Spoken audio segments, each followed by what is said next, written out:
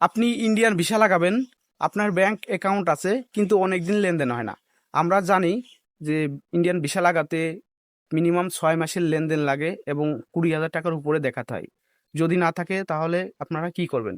আপনি যদি bank statement না দিতে চান তবুও ভিসা লাগাতে পারবেন ডলার এন্ডোর্সমেন্ট করে।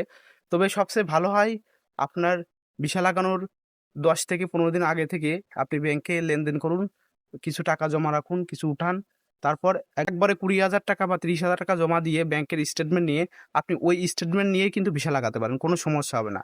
আর যদি তা না করেন তাহলে $150 উপরে এন্ডোর্সমেন্ট করবেন, এন্ডোর্সমেন্টের কপি দিয়েও কিন্তু আপনি ভিসা লাগাতে পারবেন।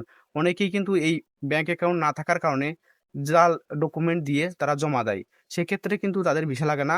আপনি এই ধরনের ভুল করবেন না। আপনার যদি ব্যাংক অ্যাকাউন্ট না থাকে তাহলে ডলার ইনভেস্টমেন্ট করবেন, আর যদি অ্যাকাউন্ট থাকে অনেকদিন লেনদেন না করেন তাহলে আপনি 15 দিন থেকে বা 20 দিন আগে থেকে লেনদেন করুন, তারপর একবারে টাকা জমা দিয়ে সেই স্টেটমেন্ট নিয়েও আপনি ইন্ডিয়ান ভিসা লাগাতে পারবেন, কোনো সমস্যা হবে না।